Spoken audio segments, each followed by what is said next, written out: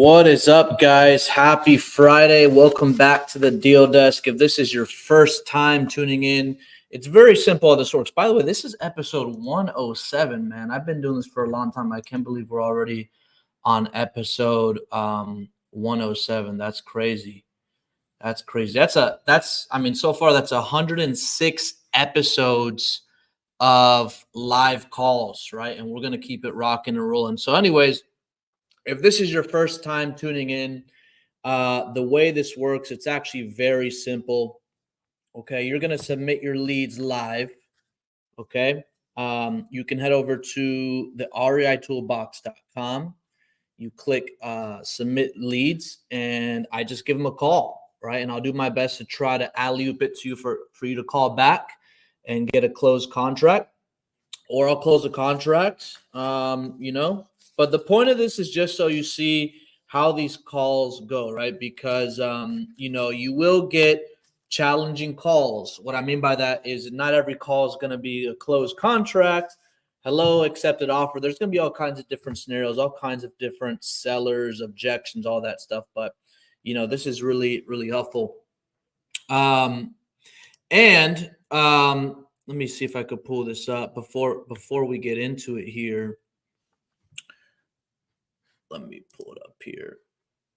Here it is. So I recently partnered up with a company called ClearSkip. ClearSkip is a data and skip tracing services. It is an amazing company. I'm not going to choose any other company moving forward. I mean, when I'm talking about skip tracing and data, like accurate, fresh, the most recent data. So they are awesome. And I've partnered up with them to provide a free acquisitions and data strategy session. Let's take a deep dive into your business, what's working, what's not working. Let's take a look at your data as well. You can head over to the reitoolbox.com for that. But here is a quick video from ClearSkip before I get into the live calls. Check them out.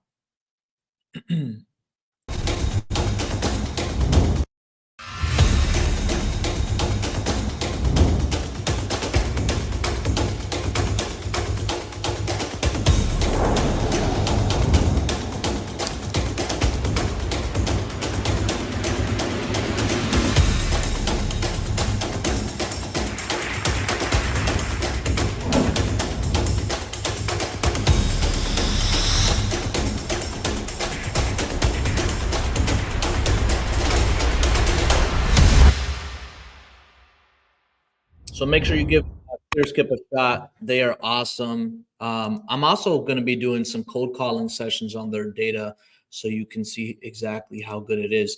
But anyways, let's get started, right? So let's see what the first lead is. All right, so we got one in California. It's in fair condition. Let me pull this up here so you can see what I'm looking at. Share screen. All right, so we have this property in California. All right, the street view is not coming up. Typically, these street views don't show up if the property is in the middle of nowhere, which this is up there somewhere. All right, but what's the story behind this? So it's in fair condition. Property needs minor repairs. Okay. Needs minor repairs. Reason for selling. What is the reason for selling? He has trouble with the tenants. He was in the process of getting them evicted.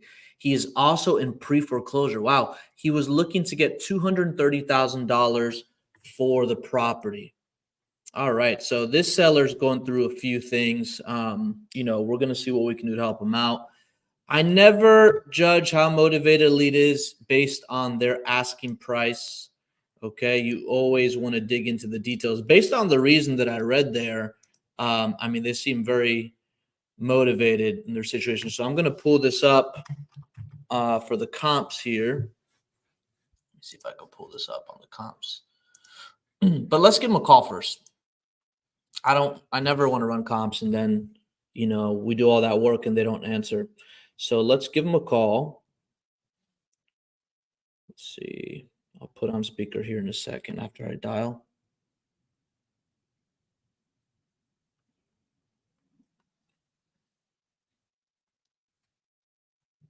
Oh, I want to make sure this is the right number.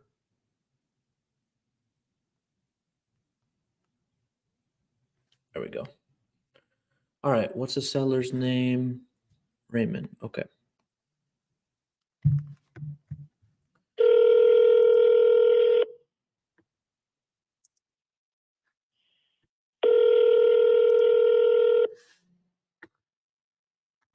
Looks like it's in good shape.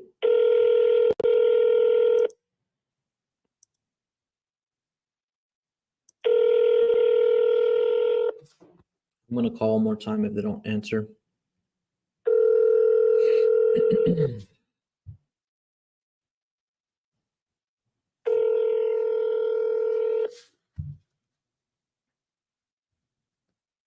Hello. Do you know me? All right. I'm going to call one more time. Some nice views here. House looks like it's in good shape. If you ever see photos on Zillow, always make sure to ask the seller, how recent those photos were.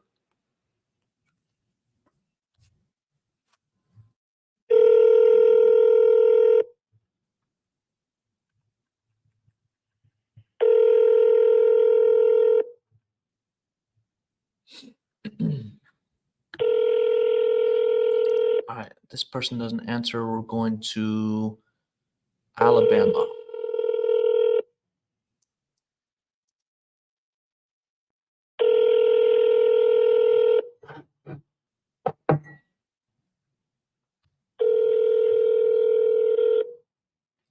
All right, they didn't pick up. So we're going to go to property. The next one is here. Let me mark this as called.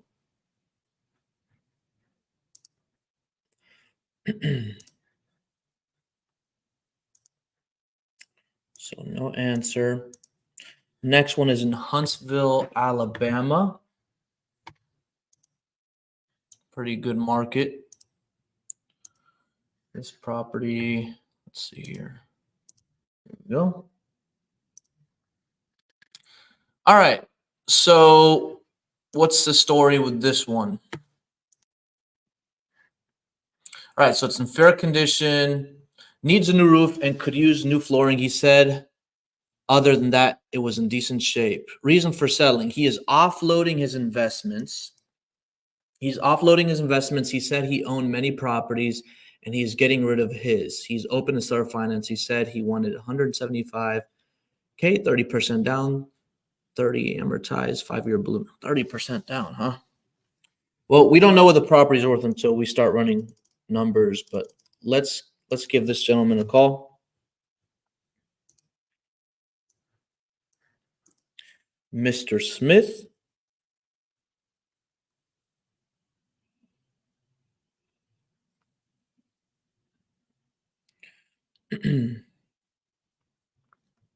All right. And then while it's going to ring, I'll go ahead and pull up some comps here.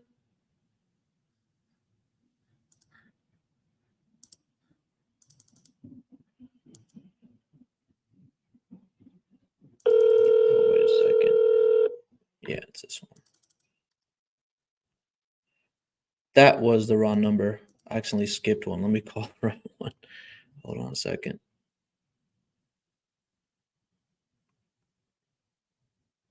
All right, let's call this one. Hopefully I pronounce his last name, Mr. Trinka. All right, I'm going to go ahead and run comps here. Hello. Hey, good afternoon, Mr. Trinka. Yeah. Hey, my name is Steven. It looks like you spoke with my partner, Owen, a while back in regards to your property on Grizzard Road. Did I catch you at a good time? Sure. Okay. Were you still interested in selling that property? I'll sell you anything if you give me enough money. Okay. So for the right price, you would sell. Awesome. Okay, great. So I was looking here in the notes that he put. So my process is actually very simple. I just want to ask you a few questions about it other than what I see here, and then I'll go ahead and evaluate the area to see more or less what I can offer you. It takes about 7 minutes. Is that okay? Do you have enough time for that? Yeah, I'll give you 7 minutes. Perfect. And I like letting everybody know up front, we are a real estate investment company. So if I'm not a good fit, I'll let you know up front so I don't waste your time. Okay. All right. So says it needs a new roof, could use some new flooring. Can you tell me a little bit more specifically about the interior and then how the AC is, bathrooms, kitchen, things like that? Well, the AC is fairly new. The plumbing is fairly new. Electrical is fairly new. Okay, so everything's fairly new. We're renovating it, and we just haven't got to the roof yet. Okay, so but it's gonna be a new roof. I see here new roof. So everything's fairly new except for the roof right now. Pretty much. Now the flooring, that's not done being refinished yet, Okay. but that was a part of the plan. All right. I'm assuming it's currently vacant. No, there's one of my guys in there living there while he's working on it. Oh, okay. That's nice. And there's no lease in place, is there? Yeah, but all my leases, I can make people gone just by saying get out. Got it. Is it Everyone violates their lease on day one. They violate their lease on day one? But before they even move in, they violated their lease. Oh, how so? I have an 8-page application, and it says if you lie on the application, that's grounds for termination of the lease. Mm. And everyone lies on the application. Uh-oh. Okay. You're really hard pressed to not lie. Example. I do smoke, I do not smoke. You True or do false? you do not smoke. I have a whole page of questions where you got to sentence splice it to figure out what I'm asking you, and the answer is true or false. Mm. Yeah, I've had people basically say they don't smoke, and they have a cigarette in their mouth while they're talking to me. Really? Wow. Sure. They don't realize that they said that they don't smoke, but that's what the paper says. Do you feel like your current tenant? Go ahead. An application is a form that's designed to get your leasees to lie. That's the first purpose of an application form. Very interesting the second perspective on purpose this. of an application He kind of has form a point to it, is but to tell me where you got all your money and how you make your money, and how, if you don't pay, how can I get your money? right. And on the very last page, it says I can pull a credit report for the next 20 years. Wow. And you agree to this. You have a few rental properties? A lot. Man, what's got you? I did have 135. I'm down to less than 40. Wow. Wow. Okay. What's got you open to selling this one if you had the right price? Is this something that you were in the process? I'm an investor. Okay. It's a widget. Right. I buy and sell stuff all the time. Perfect. Okay. But the problem is that most of the people want me to give it away. But you only paid $10,000. I'll give you 20. You make 100%. I don't care if I paid a penny. If it's worth $1 million, you're going to give me $1 million. You understand the point? Yes, sir. And I see here that Owen put in the notes that you might be open to a creative finance kind of deal. seller finance? I do them too, but normally people that do seller finance never own because they violate the terms of the agreement. Oh, the other thing is, I want a really big down payment so that this guy talk. if you get it and do nothing, and like he has you guard got up a early. positive cash flow, you know, you do nothing, and then when the house falls apart, you stop paying Right. and say, well, have a nice day. You can evict me, or not evict me, foreclose. Right. Because they got no skin in the game. And a lot of the people that want to do the creative finances don't ever want to put their own skin in the game. Mm-hmm. You're looking to get 30% down if you were to go that route? Yeah, that's probably would give you enough skin in the game to finish it out. Okay. What about if it was just a straight cash offer? You know, what were you looking for around there? With investors, you could be a lot more direct, you know? Well, that property is worth about $200,000. Uh-huh. But you got to make some money too. So, you know, like 175. Okay. 175, even if it was just a straight cash offer? Yeah. Okay. And then if we can agree to a price, what kind of time frame were you looking to sell? About a week, a month, couple months? Today. What about the tenant, It doesn't matter. You can take the tenants with them, or I can evict them for you. Okay. Is this the only property you're looking to sell?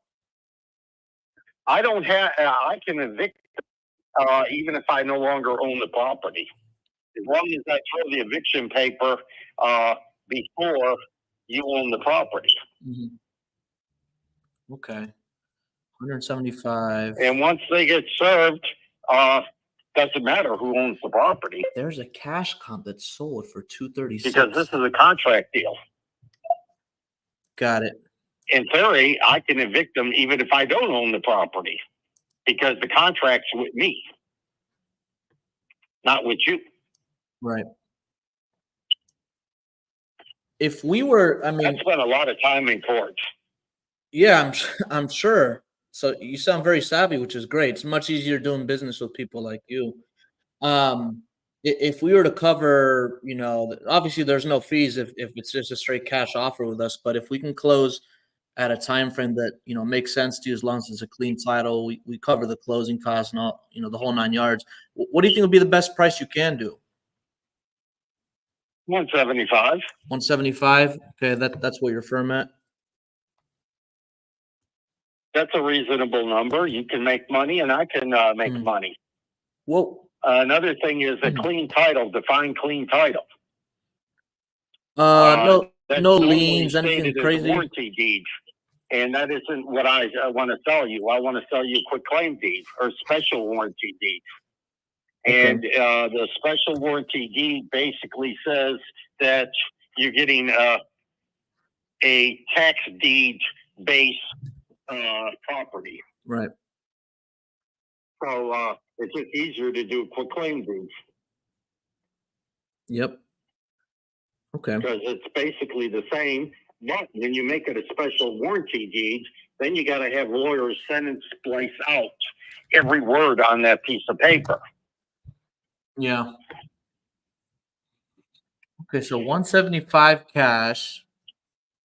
You'll be ready to move forward today. Just out of curiosity, I'm trying to look at some similar comps in the area. Now, confirm this because this may be wrong. It doesn't say the amount of bedrooms on the tax records. It says 1 bathroom, 18 heated square feet, built 1965. Does that sound about right in regards to the square footage and year built? Square footage is, I think, a little low. 1 bathroom is not true because there's 2. And how many bedrooms did you say? It doesn't say how many on here. How many does it have? It's got 3 upstairs and 1 downstairs. Okay. But the downstairs bedroom could be classified as a den. Got it. But my tenants live in that den. It's got a closet, so it could There's be a a bedroom. comp just like his, sold for 236. Okay, let me take a look here. Another thing is, And this one sold if last you're month. looking at the assessor's thing, Yeah. I got a quick question for you. Every year, you get a pack of cards. Hang on a second. I got a pack in my hand. Okay. These little white cards. Let me count them. 1, 2, 3, 4, 5, 6, 7,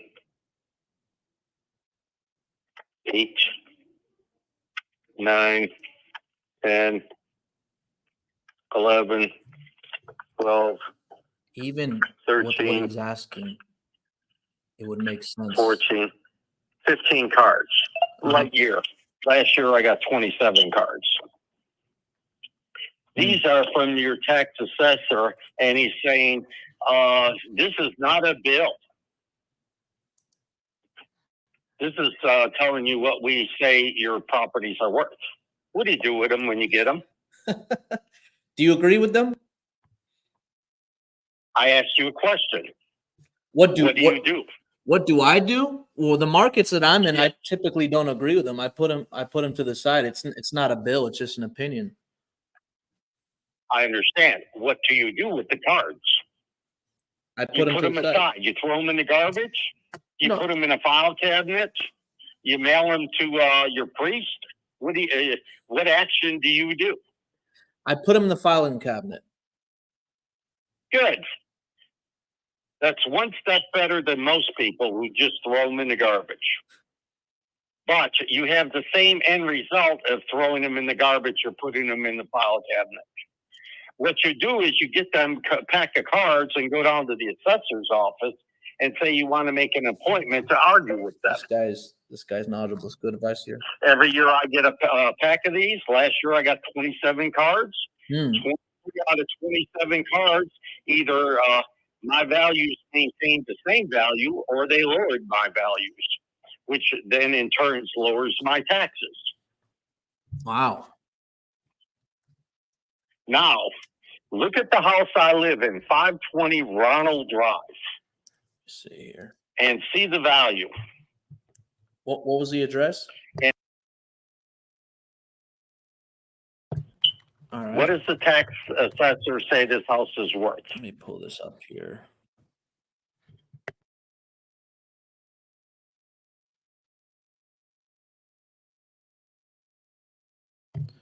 Let's see what it says. It says total assessed value. No, it says market total value $106,000 and $500. Good. Now look at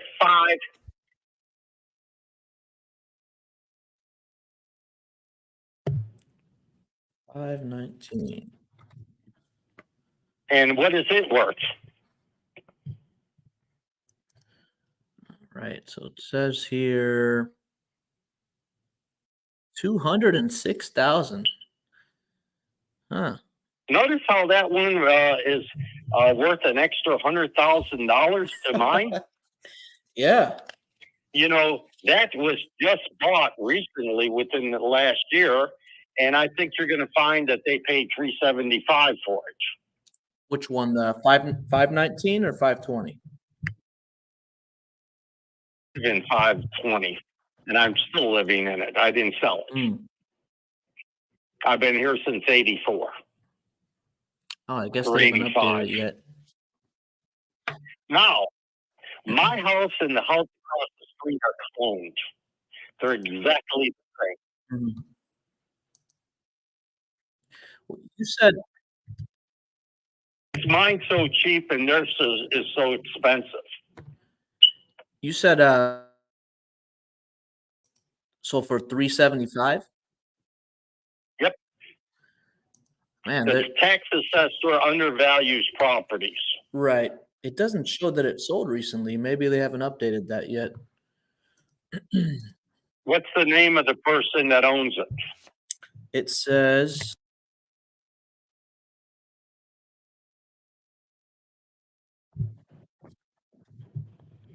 Okay. mhm, Then it may have sold the year before.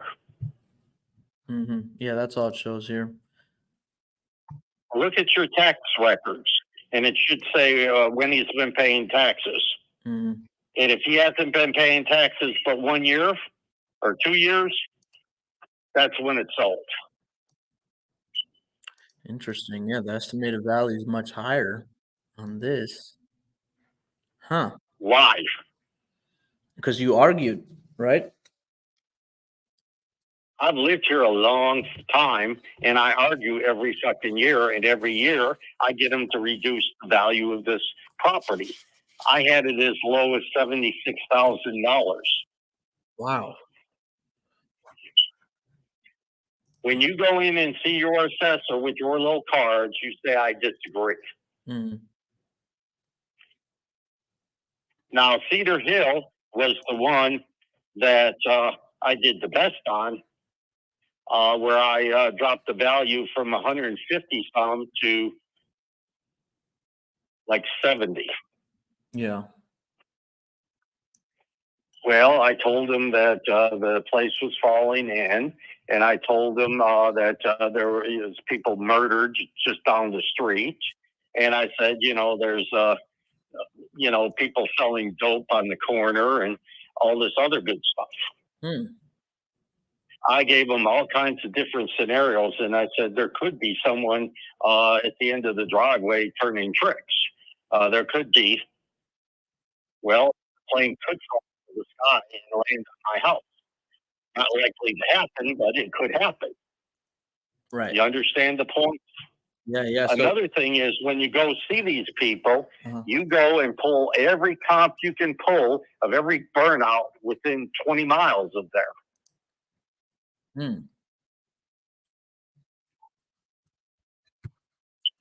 Do you find it's a difficult process to argue with the county in regards to the value? How is that? No, really easy. Yeah. And I got to the point where I know them all. And every year, like the last year, I was talking to this girl, and she said, I feel like an auctioneer. We're negotiating a price. Right. The person sitting at the desk can push a button on their computer and basically cancel your your tax increase, not your increase, your value increase. Right. They can also change the grade of your house. Like a house might have gold toilets and granite countertops. A B house, a Z house may be a shack with dirt floors. Mm-hmm. You see what I'm saying? Right. By dropping it at grade value, that is a huge tax benefit. Hmm. It drops the value of the house a lot more than him maintaining. Right. Now, if you get beyond the scope of that guy's push Some good button info on the here, guys. computer, then it goes to a board of equalization. They send an assessor to your property, and he fucking walks around, measures the place, and wants to look at everything. You don't want that to happen. Oh, really? Why is that? Well, the roof isn't falling in, and the basement isn't 3 feet of water. Got it. I said the basement was leaking, and at the time that I said that, everyone was being flooded. Yeah. I had at least a quart of water on the floor in my basement. Mm-hmm. I didn't lie. It flooded. Right. Quart of water or drop of water came in from outside. Never lie. Just don't tell the truth. Tell selective truth. Never lie. Just don't tell the truth. Interesting. Okay. So An realistically, airplane could crash on top of my car. his price, I think his price Is that a worked lie? right off the gate. Oh no, that's definitely not a lie. That a plane could fall in your car.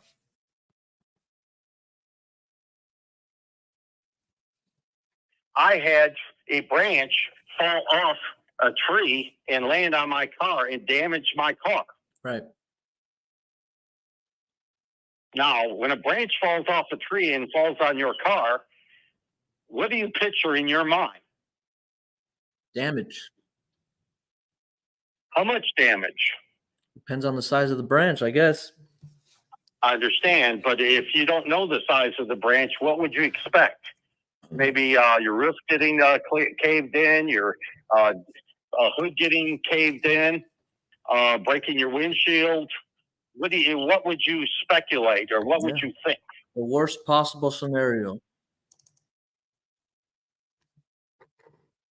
Now, a branch is anything that's attached to the tree. It don't have to be the size of a person. The branch Guy's could really be the size breaking of my it down. finger. He knows his way around. Right. And when that branch falls on my car and I can see it, it's got a stick with a leaf on it. That's a branch. If it's just a stick, it is questionable. But a stick with a leaf on it makes it a branch. Okay. Yeah, that makes sense. The idea is I'm dropping up this agreement while he's talking because but you don't say anything that isn't true. Right. My basement was flooded. Well, did water come in? Yes. Therefore, it was flooded. But in his mind, when people talk about floods, normally they're talking about wading through water to your waist. Right. Yeah. Not stepping on something and it's like a sponge. Right. I didn't lie. I told the truth. That's true. The roof is falling in. Well, that was true too. That was before I put on my metal roof, and a branch fell and hit my roof and punched a hole in the roof. The size of my thumb. Size of your thumb? Right. That's how big of a hole it punched in the roof. That part of the roof was falling in. Right. Yeah, that's true. Okay. Have you ever insulated your attic? I have not. Why not? Probably should, though.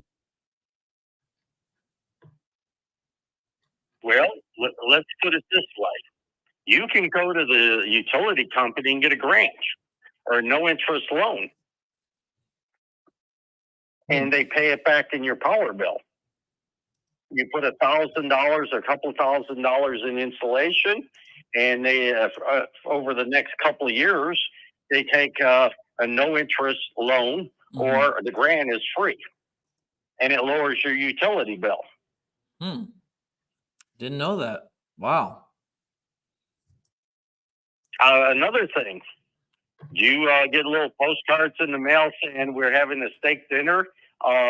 You come and let's give you a pitch on saving money on your utility bill. Ever been to one of them? I haven't been, but I got invited. Good. And you threw the card away, right? I did throw that one away. Should I have saved it? Good. No, you didn't save it. You could have went and ate your free dinner. And while you were there, you would have seen multi-layered insulation. It's like a space blanket. Right. It reflects 95 through 97% of radiant heat.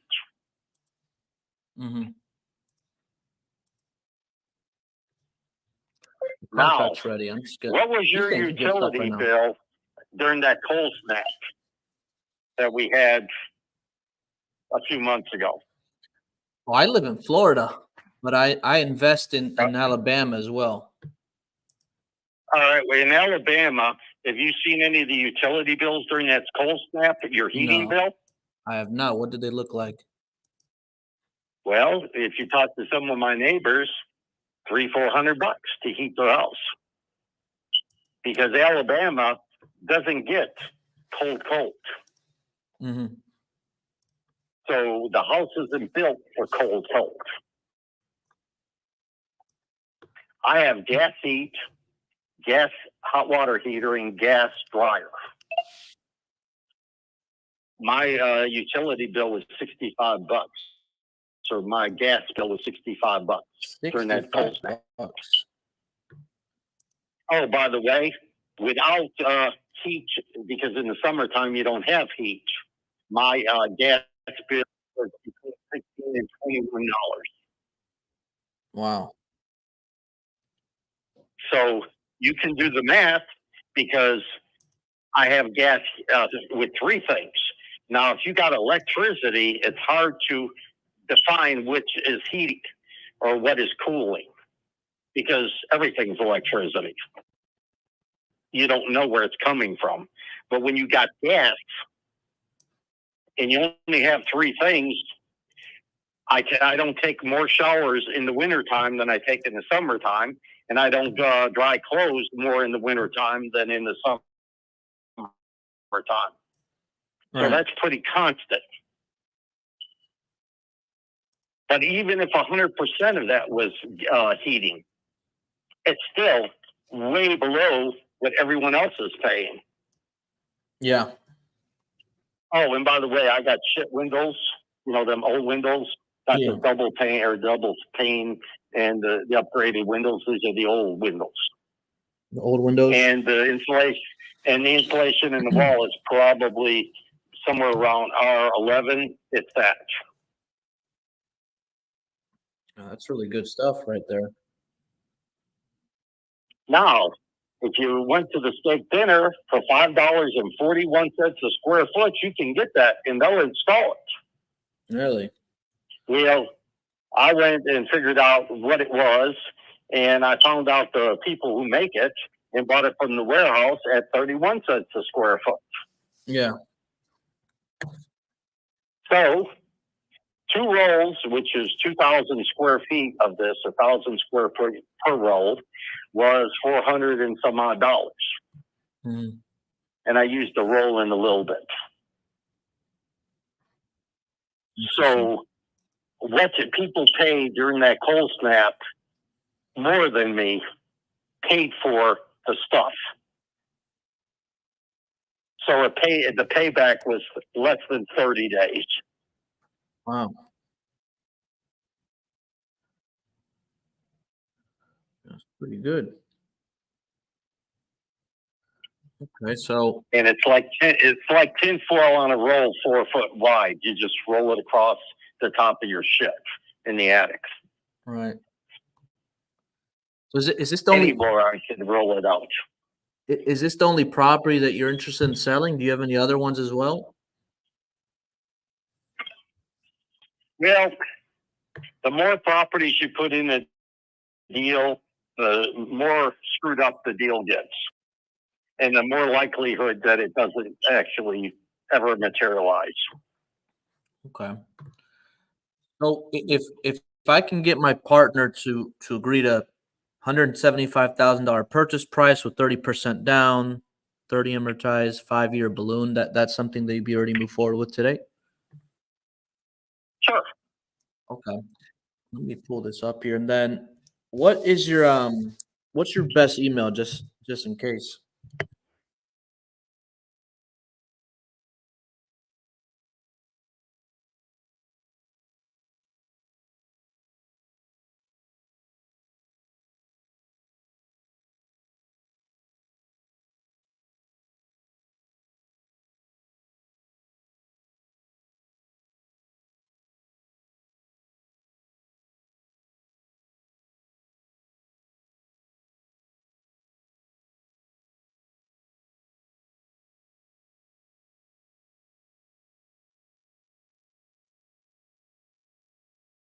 Got it. Okay, But perfect. the thing that I'm talking about is you can make about $1,500 a month in rent, and that's currently today out of there. Now, if you wait in a year from now or so, it'll be more. You think I could get $1,500 in rent out of it? Yeah, there's no problem getting 1,500. Okay. Is that what you're getting out of it right now with the gentleman that's living in there? No, I'm getting 1,000 in cash, and then I'm getting other services. Got it. Okay. You mind if I place you in a brief hold? I want to crunch these numbers with my partner real quick. Sure. I'll be right back. I'm going to put you on hold too. Okay, no problem. All right.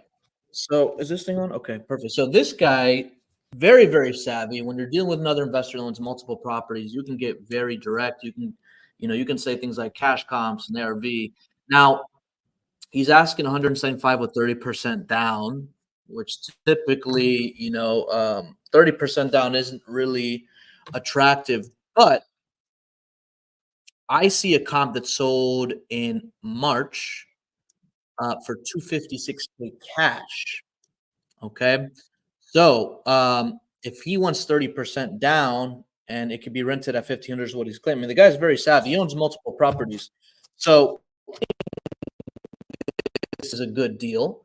And then it's going to open the door to get more deals, right? So I put him on hold, crunch numbers, and explain to you guys. But what I also did is I already drafted up the agreement. I just got his email. Now, I don't want to send this out unless he's in front of a computer or as you guys know, I don't send out contracts unless somebody's in front of their computer or email because they may not agree or understand something. He's very savvy, so the only thing I could see from him, he may not agree. He may want a few changes, but I just got to make sure he's in front of it. If he wants to take a look at it, um, I'll just send him a blank one. Okay. So I'm going to double check these numbers. So this one was built in 1965. This comp was 1963. It's a 3-bedroom, 1 bath. His is a 3-bedroom, 2 bath. Similar size, similar year built. And he said that one of his sold for 375 not too long ago. And I try to be conservative. Remember, I still only go back 90 days. So I'm only looking at January of this year. And there's actually a lot of comps in this area. There's actually a decent amount of comps in this area. I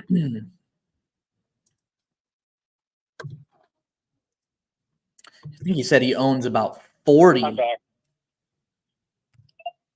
Hey, Charles. Yes. I think we'd be able to make that work with the 30% down. So what I wanted to do is email you over an agreement so we can review it together. I already have your email. When would be a good time to get in front of a computer or your phone so we can review it together? Right now. Right now, I'm perfect. sitting in front of my computer. All right, perfect. Let me send this over to you. Today's Send 19th. me a PDF version of your contract. Don't send me a document.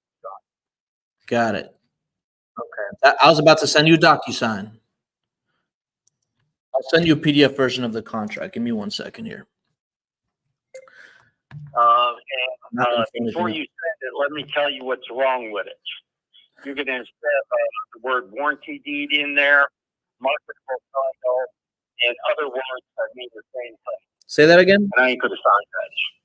Warranty deed, marketable title, and those are words I'm not going to really want to sign. The reason is that a lot of my properties are tax deed based. Mm-hmm. That means I bought it and got a tax deed on.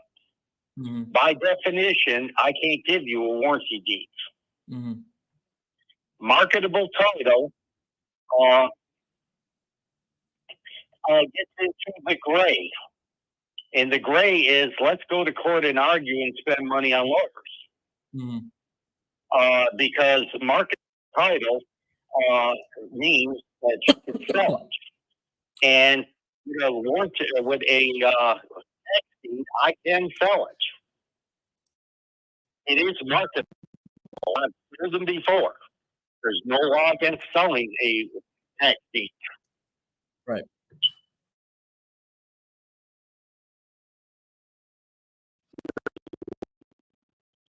Change places with you and say I'm you and you're me, and when your title company comes out and says, "Oh, this is a tax deed," that isn't a marketable title.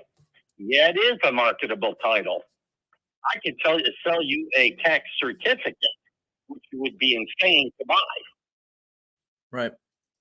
Because 85% of all tax certificates are redeemed, maybe even 90%. But tax deeds, the redemption rate on that is 0.0001. And the older they get, the odds are even better. Right. Most tax issues are redeemed within the first 2 months. Okay. But just because it's possible doesn't mean that it's going to happen. But your title company and a bank look under the philosophy of, I don't give a shit if it's possible. If it's possible, I don't ever want to be wrong. I always want to be right.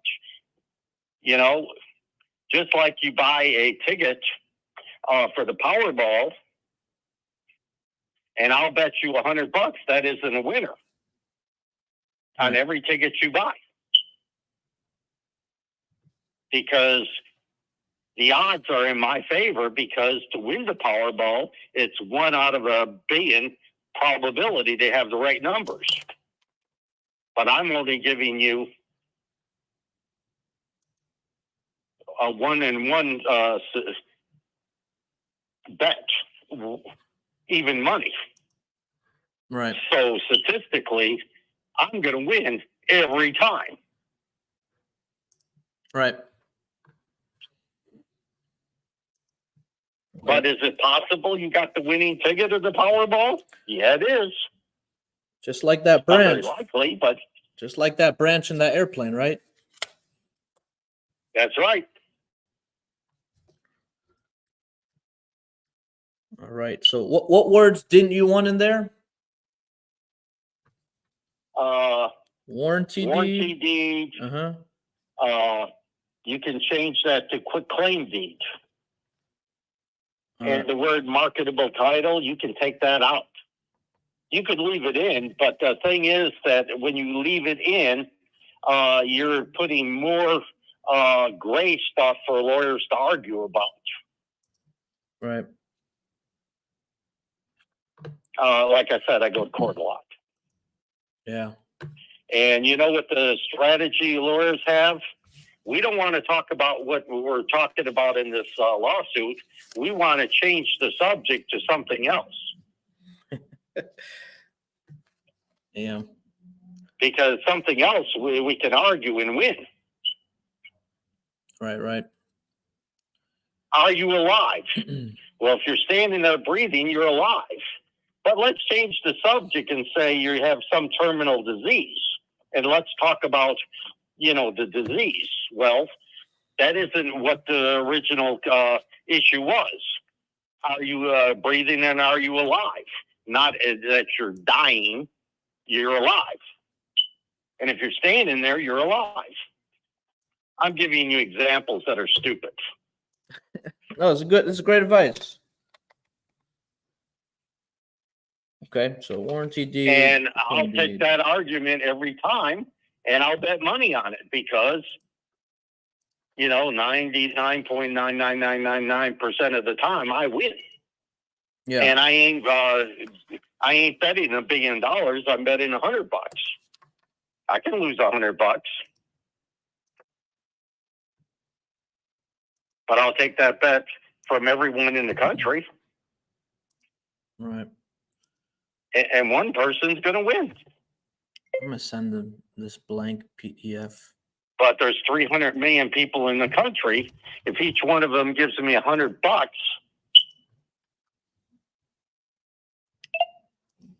that makes me a billionaire. Yes, sir. I'm going to make more than the guy that won the Powerball, most likely. You have your email open there?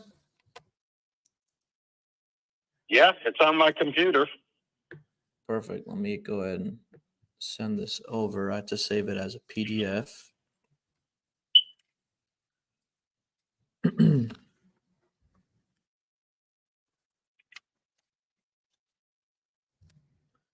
So the roof is the only thing that's left on the property, right? You said? Well, that's the only major item, and everything else is either done or they're working on it. Right. Like the electrical, we just changed out the panel, the pole, the weather hedge. We changed to the new and upcoming code for circuit breakers.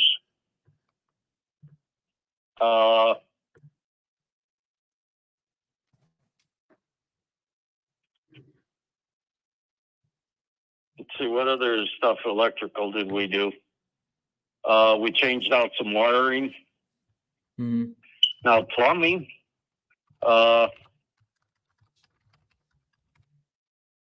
Most of the plumbing is now PEX and has been replaced with PEX. PEX? PEX. Yeah, it's the latest, greatest. Okay. It can freeze and swell 10 times its size and not break. The weak link is the connectors that hold it together. Do you guys ever get solar out there? Can you get solar? Yeah, you can. But if you're going to try to sell it back to the utility company, put a shotgun in your mouth and pull the trigger. Wow. That ain't going to happen. Here, let me send this over. I know someone that tried to do that, and $300,000 later, he still hasn't got it working. Really? Wow. I just emailed you over a blank agreement. You want to open that up and let me know what your thoughts are on it? Well, I just got it. Okay. It'll be Let me coming change from. glasses, okay.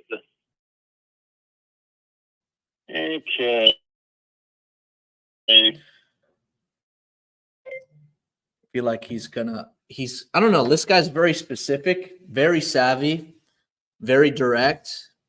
It's actually, I personally like dealing with people like this a lot more.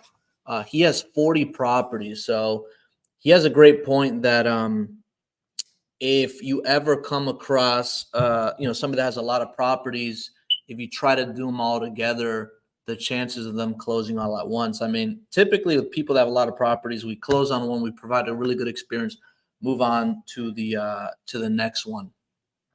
But let's see what he says. He seems pretty serious. And number two, encumbers.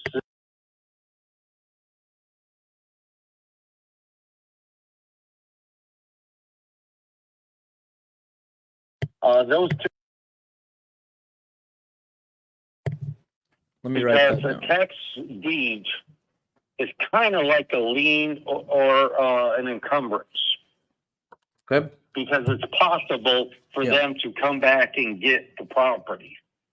The seller and buyer will close.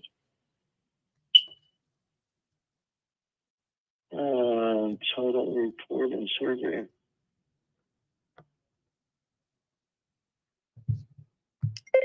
This is a good deal at 175, even with 30% down.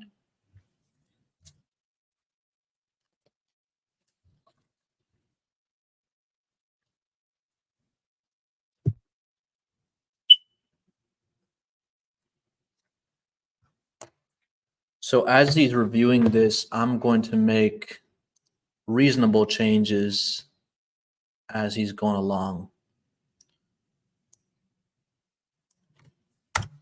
Reasonable changes is the keyword.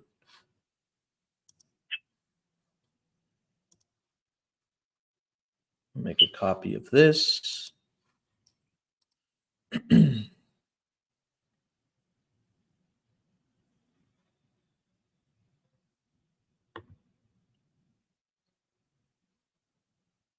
Let him take his time and review it.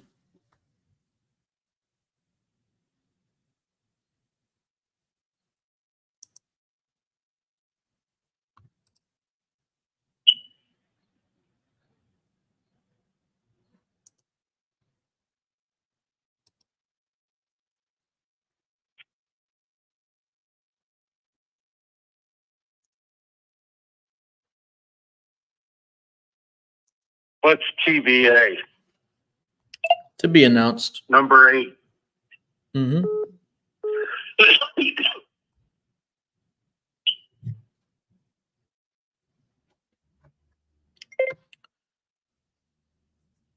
Copy this so he's reading it.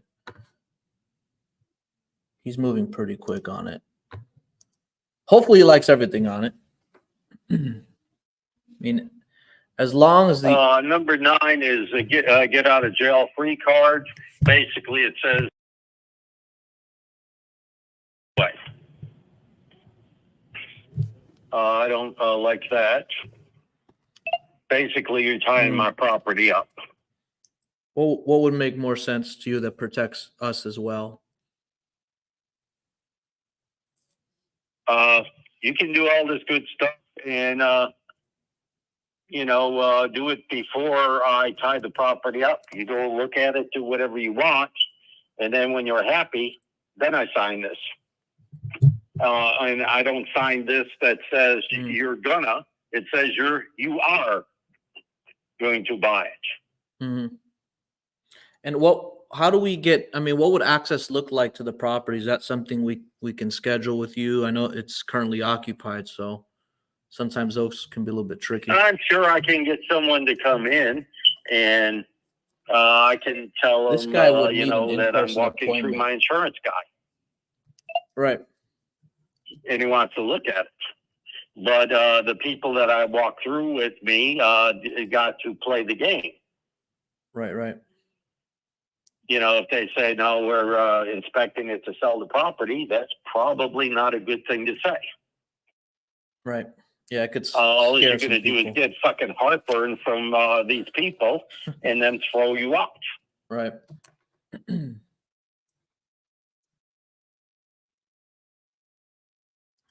All right, so remove lien encumbrances, change number 9.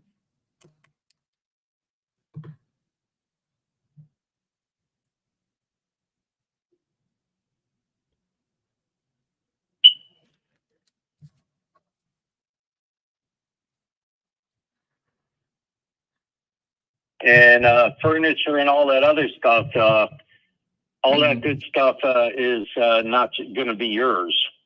You're going to have the house. All the other stuff is good. Like their shit is going to go with them. Right. Unless they stay. Right.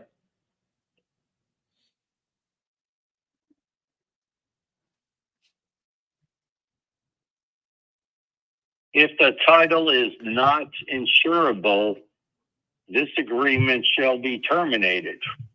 Well, there's a good possibility that this is going to be a problem statement.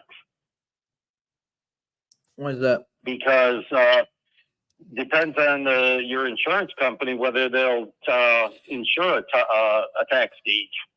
Correct.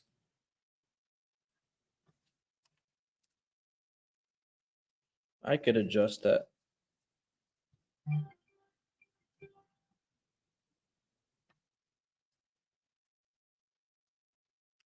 I'm gonna let him take his time, really review it.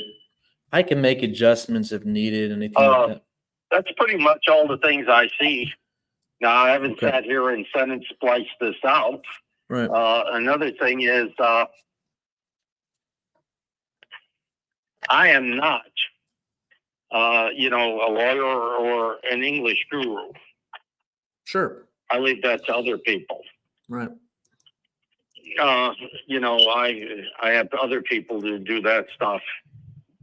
But before I no problem. sign a piece of paper, I try to get someone that's smarter than me to read it. Of course. But when I get these things coming in all the time, I normally find the things that are problematic. I told you these were going to be a problem before you even sent it. Did I not? Yeah, you did. Yep. Yeah. Okay, so because the standard piece of paper is wrote up to protect you. He wants to read the term where you get all the advantages and I get none. Yeah, you're more than welcome to have somebody take a look at it. You're trying to protect me too, but in reality,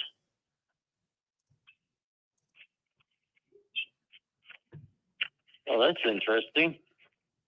What happened? What the hell is this? Someone put a package for Stephanie on my ambulance. Or no, take that back. It's not for her. It's for me. I thought you were going to say a branch fell on her car or a plane landed on her car. No, I have an ambulance chassis in my driveway that I bought. Oh, wow. You work on cars and things, or? Say again? You work on cars? No. Okay. This guy's interesting. So I'm gonna try to guide him next steps. So then I guess you want to why don't you have I guess you have an attorney that could review the agreement, and then maybe I could check back in with you to see how that went. No, if you don't give me an agreement that I like, I'm not going to spend money having someone look at it. Sure, I understand. So you want remove the lien encumbrance. What I'm trying to say is the things that I picked out were so obvious, and I don't need to be a lawyer to see. What the hell is this? USB cables. I can make these adjustments for him. I just got to make sure he's focused on signing if he's ready, but... Adjustable ring light. Oh, I know what this is. This is the prize in the box of Cracker Jacks from an insurance company. No steak dinner?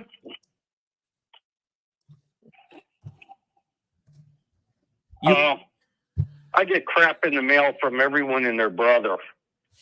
Yeah. And insurance companies, if they give you, some crap or an estimate, they give you a free gift. Yeah. So, I got a free gift. Plus a pack of paper. Kill a tree.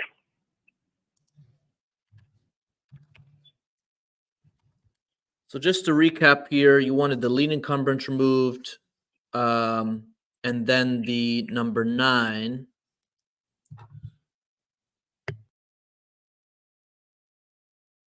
That and what was the other one? Am I missing anything? Basically, you're saying you're going to buy it.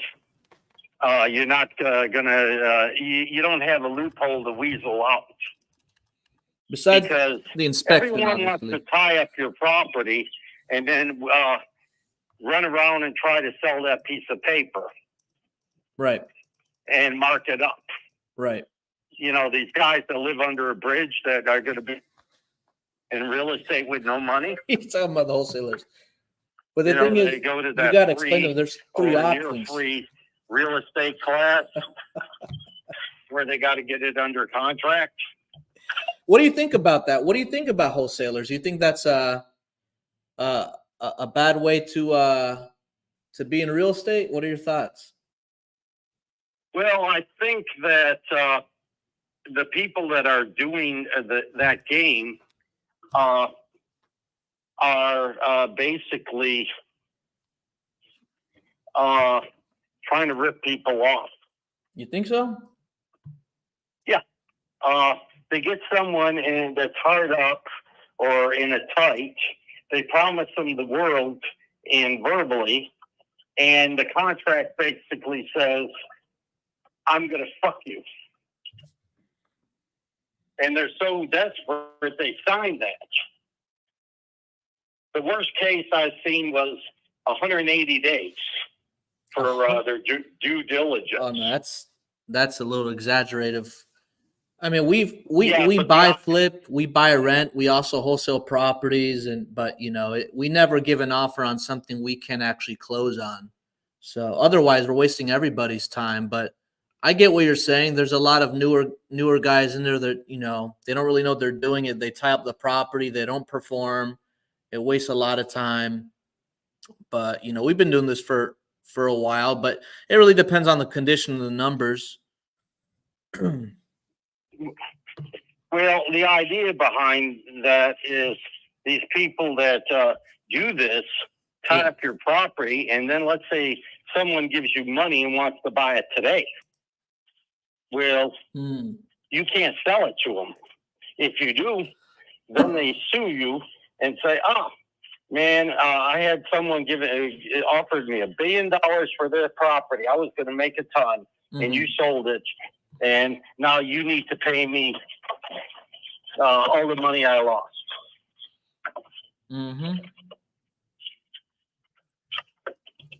So what did you want to do with the agreement? Did you want to redline it and then I just make the changes and send you the updated one?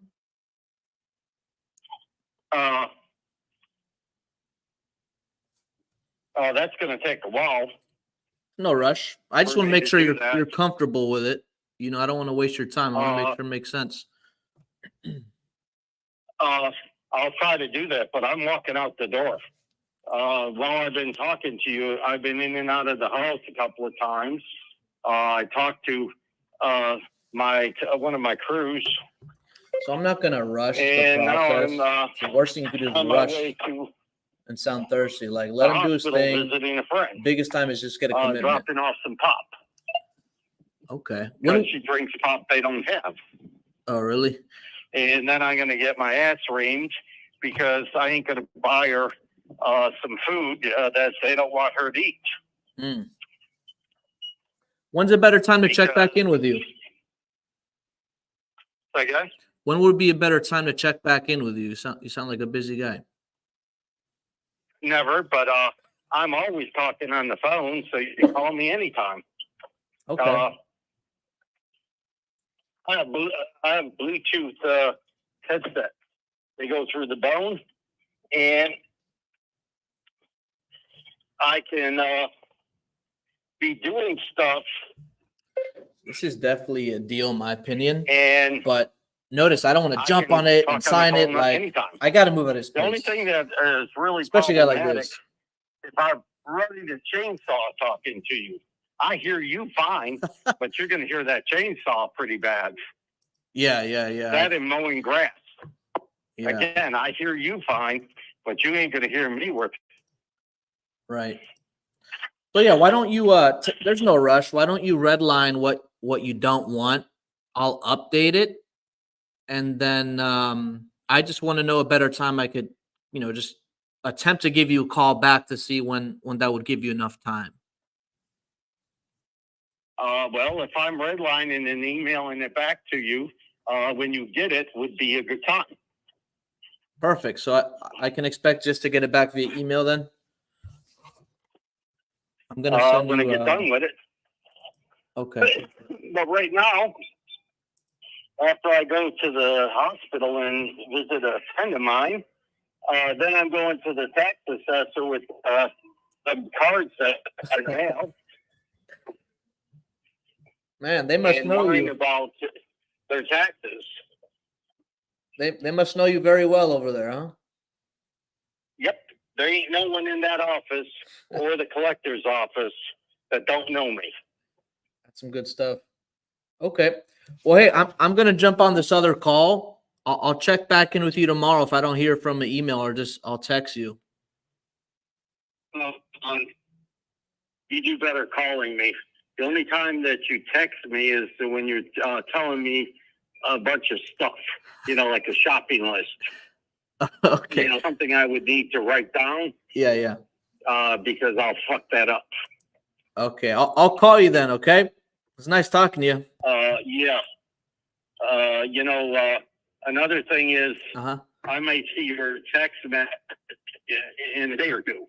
If you call me, I most likely will answer the phone.